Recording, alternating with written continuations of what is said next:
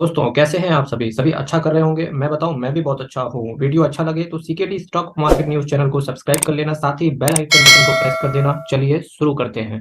Ton टन टन टन टन टन। तो आज इसी के साथ शुरुआत होती है रेल विकास निगम लिमिटेड की। ठीक है, और ये मैं हरकतें करता रहता हूँ ऐसे ही बैठा बैठा घर पे। तो रेल विकास निगम लिमिटेड आज 72 रुपये 60 पैसे का इसका शेयर प्राइस चल रहा है। ठीक है, और रेल विकास निगम लिमिटेड की अगर मैं कुछ और बात करूँ तो सबसे पहले इसके बिजनेस की बात करेंगे, फिर फंडामेंटल्स पे चलेंगे और फिर फाइनली फाइनली अपना व्यू देने की कोशिश करेंगे। ठीक है, बहुत सारे लोगों के पास ये शेयर होगा और बहुत सारे लोग ऊपर से खरीद के इस पे लटके भी होंगे। तो दोनों को ही विचारों को ध्यान में रखते हुए, माय लॉर्ड, दोनों ही विचारों को मद्देनजर रखते हुए ये इन्वेस्टर्स को कौन सी सजा मिलेगी, इन्वेस्टमेंट रहने की या काला पानी यानी कि एग्जिट हो जाने की, देखते हैं। बिजनेस की बात करेंगे। आरबीएनएल वॉज इनकॉर्पोरेटेड 2003 में, देखो ये कंपनी बनी गवर्नमेंट ऑफ इंडिया के द्वारा। It is engage in the business of implementing various types of rail infrastructure project. जो रेल का इंफ्रास्ट्रक्चर क्रिएट होता है ना, assigned by MoR, including doubling Gogh conversion, new lines, railway electrification. देखो नई line को बिछाने में, रेलवे का इलेक्ट्रिफिकेशन करने में, जो ब्रिजेस होते हैं उनको बनाने में, वर्कशॉप को बनाने में, production unit and sharing of freight revenue with railways as per the concession agreement entered into the ministry of railway. ठीक है मेरे मित्रों, ये कंपनी का बिजनेस रहा। अगर मैं ऑल इन ऑल बिजनेस की बात करूंगा तो आप जान पाएंगे कि जो रेलवे का इंफ्रास्ट्रक्चर है वो आरबीएनएल बनाता है। जो रेलवे का फाइनेंस सेक्टर है वो आईआरएफसी है। जो रेल चलती है छुक छुक छुक छुक छुक, जो रेल चलती है वो आईआरसीटीसी, और जो डब्बा ट्रेन और जो उसके पहिए बनाता है वो है Titagarh vegans limited. Titagarh vegans limited, Chittorgarh नहीं, टीटागढ़ वेगन्स लिमिटेड।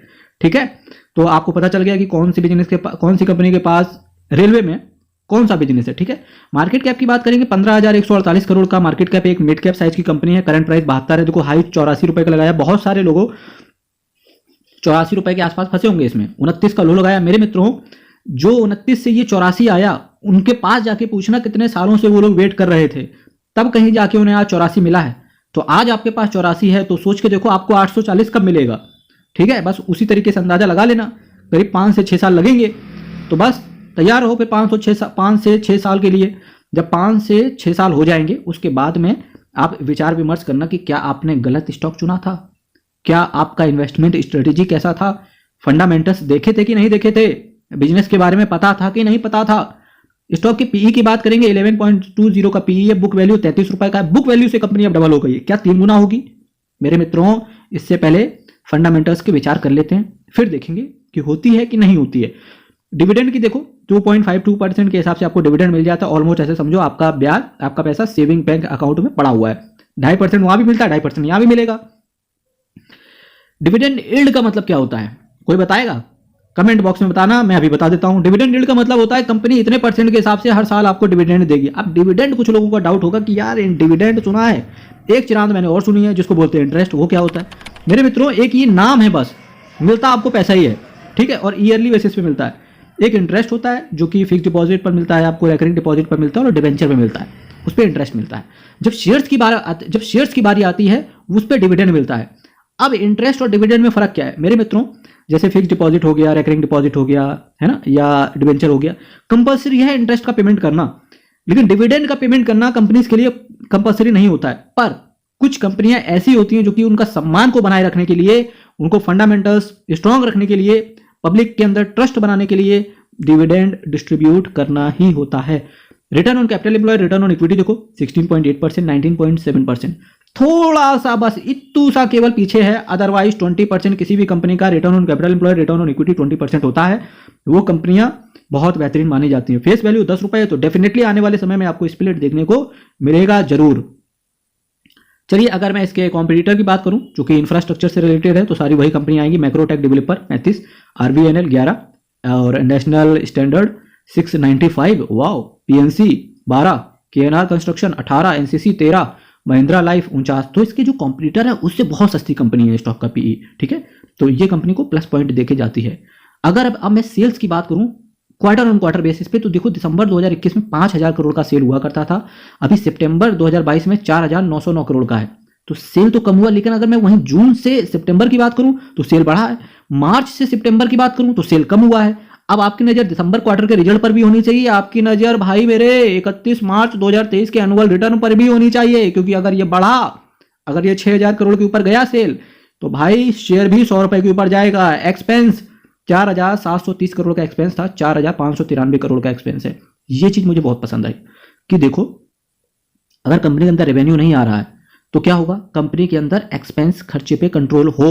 और ये बात इंटरनल कंट्रोल ने साफ साफ कंपनी के अंदर कह रखी है, किस तरीके से इन इन इन जो ये आपके पास हैं, जो ये गणितज्ञ, जो ये गणित के कुछ सूचकांक हैं, कुछ ये इंडेक्स आपको दिख रहा है, दिसंबर देखो, मार्च देखो, जून देखो, सितंबर देखो, जो इनका ये एक्सपेंस दिख रहा है ना 6,000 करोड़, 4,000 करोड़, 4,593 करोड़, इससे नजर आ रहा है, साफ नजर आ रहा है। ठीक है, अब कंपनी के प्रॉफिट के ऊपर चलते हैं। नेट प्रॉफिट देखिए 293 करोड़, 378 करोड़, 298 करोड़, 381 करोड़। नेट प्रॉफिट में फ्लक्चुएशन है, लेकिन अभी भी 250 करोड़ से ऊपर है। अर्निंग पर शेयर देखो कंपनी का फ्लक्चुएटिंग नेचर का है, पल 1 रुपए 1.5 रुपए से ऊपर ही है। अगर मैं 1 रुपए 41 पैसे को छोड़ दूं तो लास्ट के जो 3 क्वार्टर हैं वहां पर इंक्रीज ही है। ठीक है, और थोड़ा सा फ्लक्चुएटिंग नेचर का है। यहां से बात कर लिया मैंने सेल्स पे, मुझे कुछ खास नजर आया नहीं सेल्स में, फ्लक्चुएटिंग नेचर का है, पर चूंकि स्टॉक के प्राइस से देखें तो कहीं ना कहीं ठीक है, कोई दिक्कत वाली बात है नहीं।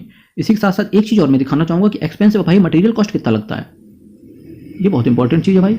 ओहो ओहो ओहो, एक्सपेंस में मटेरियल कॉस्ट 92% का, क्वार्टर ऑन क्वार्टर बेसिस पे देखें यार कितना कॉस्ट लग रही है। हाँ, एम्प्लॉय कॉस्ट लग रही है 1.11% का। ऑल इन ऑल देखें तो एक्सपेंस का मैन्युफैक्चरिंग कॉस्ट 92% लग जाती है, एम्प्लॉय कॉस्ट 1%, 93 मतलब 7% के हिसाब से, मतलब मार्जिन कम मिलते होंगे कंपनी को, है ना। मार्च 21, मार्च 22, सितंबर 2022 तक देखें तो शेयर कैपिटल 2,085 करोड़ की मेंटेन्ड है। रिजर्व एंड सरप्लस देखो 3,551, 4,312, 4,938 करोड़ का रिजर्व एंड सरप्लस है, जो कि इंक्रीमेंट में है, बहुत अच्छी बात। लगे रहो दोस्तों ऐसे ही। लॉन्ग टर्म बोरोविंग देखो 5,672 crore, 6,315 crore, 5,941 crore. Long term borrowing भी फ्लक्चुएटिंग है, इसका मतलब है सेल बढ़ता है, खर्चा कम होता है और लॉन्ग टर्म बोरोविंग भी कम होती है। ये चीज है, कुछ इस तरीके का जब एक नजरिया होता है बिडू, तो क्या होता है, स्टॉक में बिजनेस आना चाहिए, इसके बाद बिजनेस आना चाहिए। अगर बिजनेस अब आ गया तो शेयर में डेफिनेटली बूस्टर लग सकते हैं। अब भाई सिक्योरिटी जी एक बात समझ में नहीं आई, तुम कह रहे हो बिजनेस आ गया तो शेयर प्राइस ऊपर चला जाएगा, ऐसा कैसे पॉसिबल है। दोस्तों देखो सुनो, कंपनी के पास जब बिजनेस आएगा, और चूंकि अभी मैं बताऊंगा कि बिजनेस किस तरीके से, चलो यही बात कर लेते हैं। देखो बिजनेस में क्या होगा कि आपको पता है कि रेलवे में बजट के लिए रेलवे का बजट अलग से आता है और उसको एलोकेट किया जाएगा। 1,000 से ज़्यादा वंदे भारत ट्रेनें चलाई जाएंगी, तो डेफिनेटली उसके लिए एक बड़ा इंफ्रास्ट्रक्चर खड़ा किया जाएगा रेलवे के लिए। तो जब वो खड़ा होगा तो उसका डायरेक्ट फायदा किसको मिलेगा, आरबीएनएल को मिलेगा, इंफ्रास्ट्रक्चर के क्षेत्र में। ठीक है, आरबीएनएल को मिलेगा। और जब ये आरबीएनएल का इंफ्रास्ट्रक्चर मिलेगा, दैट मीन्स कि कंपनी के पास फंड आएगा। जब कंपनी के पास फंड आएगा, सेल होगी, ठीक है, उसके बाद सेल के बाद एक्सपेंडिचर होगा कंपनी के अंदर, नेट प्रॉफिट बढ़ेगा, ईपीएस बढ़ेगा, return on capital employed, return on equity definitely 20% से ऊपर जाएंगे। तो क्या होगा, कंपनी का प्रॉफिट बढ़ेगा तो क्या होगा, इन्वेस्टर आएगा, इन्वेस्टर जब आएगा तो क्या होगा, प्राइस में शूट अप होगा, जो कि 150 से 200 रुपए ले जा सकता है। क्वेश्चन फिर से एक आएगा, भाई कब तक, ये भाई मुझे भी नहीं पता कब तक, लेकिन ऐसा हो सकता है। मार्च 2021, मार्च 2022 में कैश फ्लो की बात करें, 1148 करोड़ का कैश फ्लो था, 3,187 करोड़ का 31 मार्च 2022 के अंदर कैश फ्लो हुआ। यही रीजन है कि 2022 के अंदर इसका शेयर प्राइस बहुत ज्यादा ऊपर गया। मेरे मित्रों, कैश फ्लो पे नजर रखना, 3,187 करोड़ से अगर ऊपर, यहाँ तक कि अगर 5,000 या 6,000 करोड़ के आसपास कैश फ्लो हो गया तो मार्च 2023 के एनुअल रिटर्न पे नजर रखना भाई। अगर 5,000 करोड़ या इवन 4,000 करोड़ भी हो गया कैश फ्लो, तो शेयर प्राइस डेफिनेटली ये तय रहा कि 100 के ऊपर जाएगा। डेटर डेज की अगर मैं बात करूं कि किसी भी कंपनी का डेटर डेज अगर 45 दिन के अंदर है तो बहुत बेहतरीन मानी जाती है, 45 दिन के ऊपर है तो थोड़ा सा एक नेगेटिव इंपैक्ट आ जाता है कंपनी के ऊपर। इसका डेटर डेज कितना, केवल 18 दिन। दैट मीन्स कि कंपनी के अंदर बहुत बेहतरीन है, और जो कंपनी का फ्यूचर डिमांड है, कंपनी का फ्यूचर पर्सपेक्टिव है, भारत सरकार की जो मुहिम है, उसके थ्रू डेफिनेटली उसका डायरेक्ट फायदा कहीं ना कहीं आरबीएनएल को मिलेगा। ये आपको पता होना चाहिए। प्रोमोटर को बात करें, 78.20% का प्रोमोटर स्टेक ओन करके चल रहे हैं। कुछ लोगों का डाउट आता है यार, आईआरएफसी और आरबीएनएल इनका ओएफएस सरकार लाएगी क्या। मेरे मित्रों यकीन मानना, जो ये सरकार चल रही है उसका पर्सपेक्टिव कहीं ना कहीं कंपनी के अंदर सरकार अगर तभी बेचेगी जब उसको फायदा होगा। और सरकार कभी भी 100-200% के लिए स्टेक को नहीं बेचेगी। उसे लगेगा कि जब यार कंपनी में पोटेंशियल है कंपनी के अंदर, तो यार हम अभी काहे बेचें, अभी हम काहे बेचें अपना स्टेक। जब शेयर में अच्छा खासा 500 से 600% का ग्रोथ आए, 200-250 के ऊपर शेयर प्राइस जाए, तो हम स्प्लिट से पहले विचार कर सकते हैं कि अपना स्टेक सेल कर दें। क्योंकि ये रूल होता है ना यार, 75% तक इन्हें अपना स्टेक नीचे लाना होता है। तो ये आएगा, चाहे वो ओएफएस के थ्रू आए या फिर चाहे राइट इशू के थ्रू आए, लेकिन आएगा। ठीक है, प्रोमोटर की बात करेंगे, आपने देख लिया 78% के आसपास। FIIs देखो कंपनी के अंदर डबल हो गया। DIIs देखो कंपनी में थोड़ा सा 1% बेच के खसक लिए किनारे से। पब्लिक देखो 12-12.5% के आसपास पब्लिक के पास स्टेक है। पब्लिक बहुत मुझे यहाँ से समझदार दिख रही है। देखो जून 2022, सितंबर 22 और दिसंबर 22 पब्लिक धीरे धीरे कोशिश कर रही है स्टॉक को एक्यूमुलेट किया जाए। पर मेरे मित्र, ऐसी कंपनियों में चूंकि आपको 5 से 6 साल का टाइम देना ही पड़ेगा, तो इतनी जल्दी काहे एक्यूमुलेशन की। शेयर 15% नीचे गिरे, चट से 10% डाल दो, बस यही चीज करो। जब शेयर 15% गिरेगा, मैं 10% जितना भी आज मेरे पास इन्वेस्टमेंट है उसका 10% उठा के वापस से एक्यूमुलेट करूंगा। इस तरीके से नजरिया रखो, तो कभी आपका पोर्टफोलियो जैसे ही शेयर प्राइस ऊपर चलने की कोशिश करेगा, आपका पोर्टफोलियो भी ऊपर जाने की कोशिश करेगा भाइयों। तो मेरे भाई अब आप ये सुनो कि इसका आपको दिख रहा है ये रिटर्न 2020 से देखो कितना फ्लैट चला। उसके बाद में 20 के बाद 25 रुपए थे, ये शेयर प्राइस 18 पे भी आ गया। और ये देखो फाइनली शेयर चलता किस तरीके से है कि शेयर थोड़ा सा, ये देखो ये बिल्कुल फ्लैट चलता है, फिर उसके बाद एक थोड़ा सा शूट अप होता है, फिर फ्लैट, फिर शूट अप, और यहाँ फ्लैट थोड़ा सा हुआ और फिर एकदम से शूट अप हो गया 72 रुपए की तरफ। ठीक, अब जिनके इन्होंने ये 84 रुपए में ये शेयर प्राइस ले लिया होगा, उन्हें यही उम्मीद होगा जैसे अब ये गिरेगा ही नहीं। ठीक, अब ये गिरने वाला ही नहीं है, तो उन्हें ये उम्मीद होगी। पर ये शेयर प्राइस फाइनली 84 रुपए से नीचे गिर गया।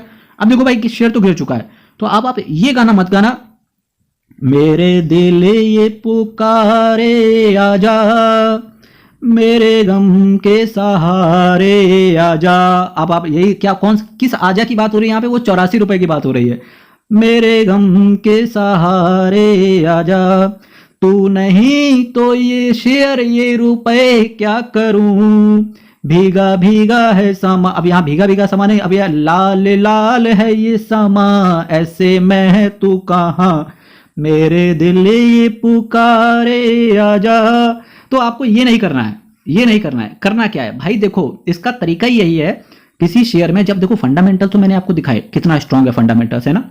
तो आपको क्या करना है, जब ये शेयर नीचे आ रहा है तो एक अपॉर्चुनिटी दे रहा है कि भाई ले ले, तो आपको बस ले लेना है, एक्यूमुलेट कर लेना है। चलो आओ कुछ और नीचों की बात करते हैं मेरे भाई। आप यहाँ देखो क्वांटिटी ट्रेडेड देखो 2,30,16,937 क्वांटिटी टोटल ट्रेड हुई, जिसमें से 78,52,255 क्वांटिटी की डिलीवरी उठाई गई। जो डिलीवरी का परसेंटेज है वो 34% रहा। मैं ऐसे इन्वेस्टर को बहुत बहुत अप्रिसिएट करता हूं कि जो लोग जब एक बार शेयर को खरीदते हैं तो वो ये गाना नहीं गाते मेरा दिल ये पुकारे आजा, बल्कि जब नीचे गिरता है तो वो शेयर को एक्यूमुलेट करते हैं। इंतजार नहीं करते हैं शेयर को कि वापस से 84 और मैं बेच के भाग जाऊं। क्योंकि जब इस तरीके का एक बार बाय एंड फॉरगेट वाला जब आप एक सिस्टम अपनाते हो तो क्या होता है, शेयर आपको रिटर्न देके जाता है मेरे भाइयों। कुछ और चीजों की बात करते हैं मेरे भाइयों। ये देखो रेल विकास निगम लिमिटेड की मैं आपको वेबसाइट पर विजिट करवा रहा हूं, तो घूमिए आप लोग। मोदी साहब एंड सबका साथ सबका विकास एंड मैं बीजेपी का प्रमोशन नहीं कर रहा भाई, कुछ और चीज़ों की बात करता हूँ। ये इंफ्रास्ट्रक्चर पे मैं बात कर रहा था। ये देखो पर लगा हुआ है यहाँ पर, तो ये देखो ये एक गवर्नमेंट ऑफ इंडिया एंटरप्राइज और ये रेटिंग ऑफ CPEC। गजब की वेबसाइट है, बहुत बेहतरीन वेबसाइट मेंटेन करी हुई है RVNL ने। और ये देखो 2101 गॉग कन्वर्जन किलोमीटर रेलवे का इंफ्रास्ट्रक्चर, इलेक्ट्रिफिकेशन है ना, वर्कशॉप, इसी के साथ साथ कुछ अनाउंसमेंट है इनकी। तो ये रहा आज इन डेप्थ एनालिसिस RVNL का। शेयर प्राइस में क्या करना चाहिए, डेफिनेटली एक एक्यूमुलेशन का टाइम होना चाहिए ऐसा।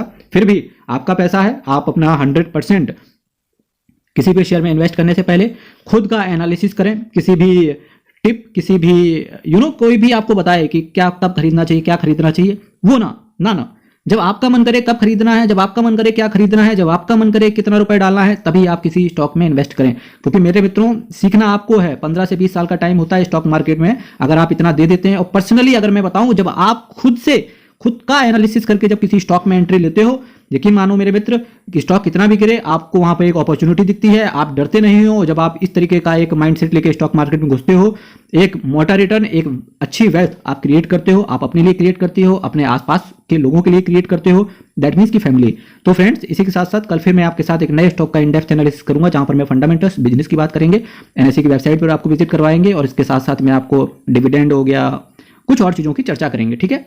और फ्रेंड्स 1000 सब्सक्राइबर का यहाँ पर टारगेट चल रहा है, और मिशन बस ऑलमोस्ट हम लोग बिल्कुल आने ही वाले हैं। तो बस एक थोड़ा सा एक सब्सक्राइब बटन पर टिक करके आप ये दान दे सकते हैं, और सब्सक्राइब बटन पे जब आप टिक कर देंगे तो डेफिनेटली, और उसके बाद में आप चैनल को शेयर करके भी एक थैंक्स बोल सकते हैं। एंड मैं दिल से आपको धन्यवाद बोलता हूं इन एडवांस, ठीक है मेरे मित्रों। कल फिर चर्चा होगी, सेम टाइम सेम चैनल। ख्याल रखिए अपना, बहुत बहुत धन्यवाद। भारत माता की जय।